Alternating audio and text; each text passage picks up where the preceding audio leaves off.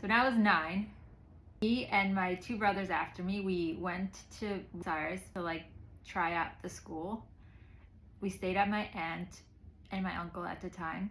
That it was our first time like in like a classroom. Some of the teachers asked my mother, does she not know how to write? Because apparently I was just like staying through recess trying to copy the blackboard, and apparently I was just trying to make out the shapes from the blackboard.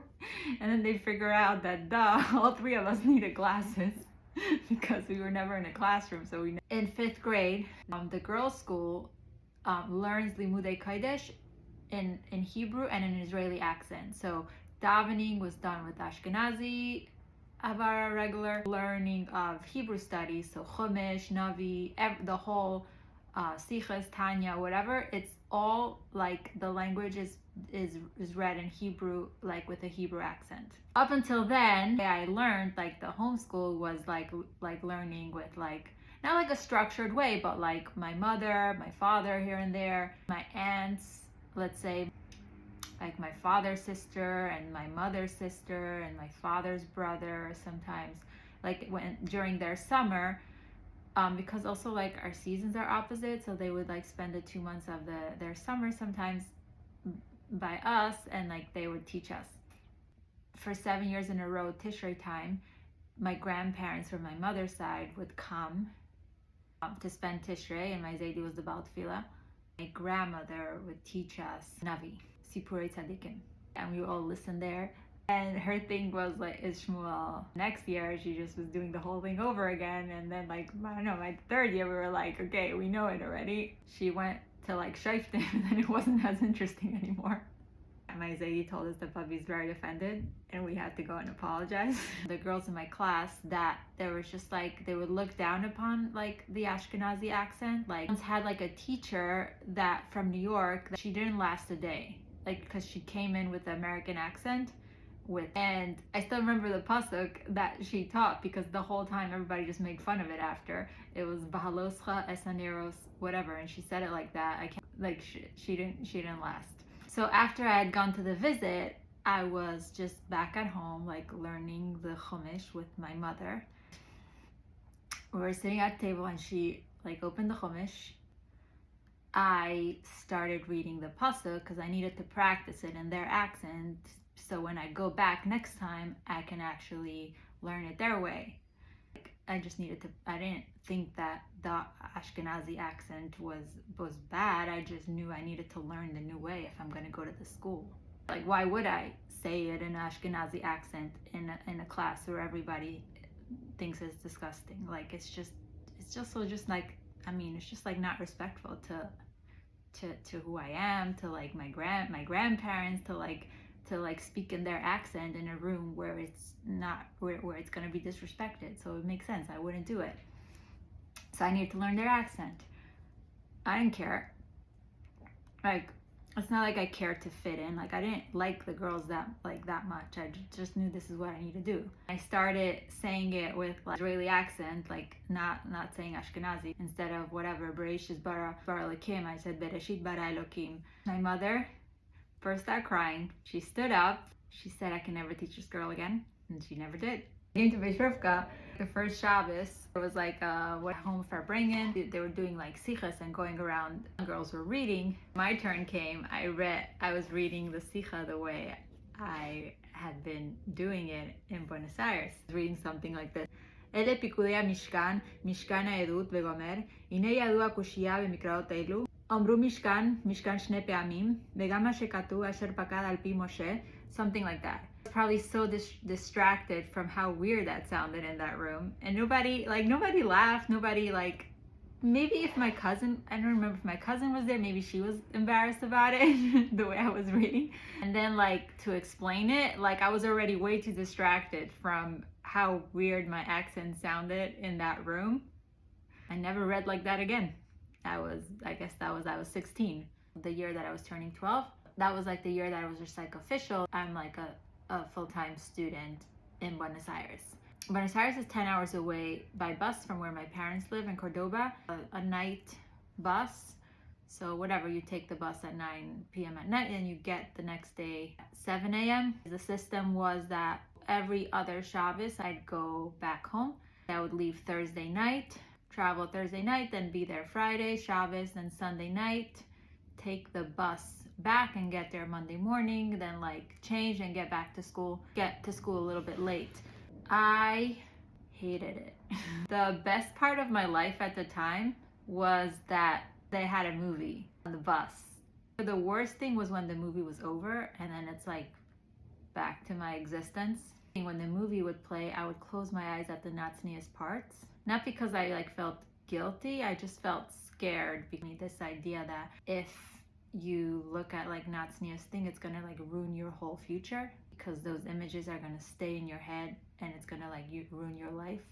Being like like an example of like the beauty of Judaism, I had to like really believe in the product. One Shabbos, it was like a Shabbos afternoon, I was just like already sad because like the whole like traveling Thursday night and then Friday's Friday and then Friday night and then it's like Saturday and then it's like Saturday afternoon and it's like one more day and it's like one more night and then I have to start over the whole thing again. One thing I didn't like about the leaving, kind of chaotic. Well, my father would usually be at like a shiur. I was not reminding anybody of that. We have to go soon. My father would drive me to the terminal. I was just hoping they'd forget. All of a sudden they realized, oh my God, she's gonna miss the bus. My father honking on the car. My mother holding on to me and crying. And me, I was like, why are you crying? You decided this. Saturday afternoon, I was crying this time. I asked my mother, like, what were you thinking? Explain it to me. Like, you decided to live here, like what was your plan? Like, and she said something to me. She said, when I came here, the energy of the era was that Mashiach was coming. I never, it's like what did you think? That you're gonna have your own school? I never in my life imagined that I'll have an 11-year-old daughter and Mashiach is not gonna be here yet. Wow. I looked at her that moment. From then on, and to me, the analogy that I visualized was the expression of headless chicken. And it's not an actual headless chicken. The way the shchita works, the sheichet, first like he checks that the chalif is completely smooth. Then when he slits, it's like a smooth cut. Supposedly it doesn't feel because it's smooth. And then he does this thing where he has to like check that the pipes were actually slit. Like they have to like pop out, and then the chicken does this thing where it just goes. They like hold it down and it's still flopping around, right? That's how I see the world of kaparis doing, but like the nerves are like not thought out, like not connected. I remember where I was when she said this to me, like looking at her like, how do I survive this? For me, also they're having unlimited kids. I'm the oldest. So these people are having unlimited kids. They have no plan. I don't understand. So then he didn't come. So what now? Like you didn't pivot. So then like pivot, think about it, own it, figure out what works for you. If it doesn't work for you, then make it work. It's not like on me to figure it out. Like every time mother had babies, I loved it, but they have no plan. My like responsibility as the first one with this experience is to figure out this maze for all the kids coming behind me. The buses were pretty comfortable. They had like the thing where you put the feet. They were called semi-kama or coche kama. Like I didn't like the whole transition, and it also made a difference if I'm like on my way to school or if I'm on my way going back home. Definitely felt like I had to be way too independent for a child. For some reason, I would always carry like all my luggage back and forth. Almost, I would count the days, so how many more nights until I go back home. Once I would like make the count, I think I was living out of the suitcase the whole time. I don't know why I was always taking my suitcase back and forth. I think I was just like in my head, I was just like, I did 2 weeks and now it's done. So I'm not thinking about coming back, even though I know, but I'm coming back. So like in my head, I would just take all my stuff. I had to like go to like the phone booth.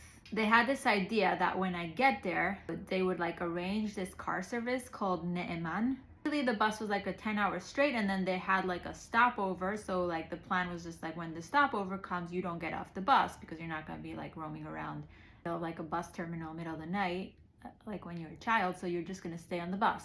And supposedly the guy who's going to pick you up is going to be wearing a yarmulke, so he'll know how to find you. For some reason he'll like know which like terminal in the bus terminal you're going to get, like the bus is going to come to. I don't even know how you would find that out. And then you'll like get off the bus and he'll be there and he'll be wearing a yarmulke, so you're going to know who he is. So that never worked out. The first time they arranged this, I get up the bus, there's nobody wearing a yarmulke, and I was carrying my suitcase. Like I had to go to I had to go to the phone booth and then call my parents in Cordoba. So like also calling it's like the same line that the Chabad house uses. You were like relying on luck, a lot of luck, to like who picks up the phone, and then they have to find like the call, find whoever called the car service to see they're not finding each other. So it was like a 45-minute. I remember the first time. If I found him, and again, I think we did. He was not wearing a yarmulke. He did one thing he needed to do. Yeah, I don't think he was even having a sign. So how the hell was I supposed to find him? I'm carrying luggage. So I had to walk around, go back to the phone booth. So the next time I said, I'm not doing this. I'm just gonna get off the bus and go in line and get into a taxi like a regular person. The other one is just too much work. I had a girl in my class who was also a shlucha from a different city. She was living at her grandparents who lived in Buenos Aires. She was doing it since she was like younger, from like second grade. She once told me that there's like people who like take kids at the bus terminal and then they like send fingers of the kids to the parents for money. So now I just have this information. So when I would go to Buenos Aires, what I would do, because I'm getting off the bus and I'm getting into a regular taxi, and then I have the key to my aunt's house, and does my aunt know which day I'm coming? So what I would do is not call my parents for many days and count. Let's say I went missing, okay? How many days would it take for anybody to notice? And then they would break it in like 3 days. It was like, oh, it could have been longer. Then my mother said, of course I knew you arrived. I called the school. They said they were in class. I didn't want to disturb you. I don't buy it. So for my bas mitzvah, my birthday is in Nisan, and the year starts around before Pesach. My mother, she did this thing. She had me write a pan to the Rebbe. And my hachlata for my bas mitzvah was that I'm going away for chinuch.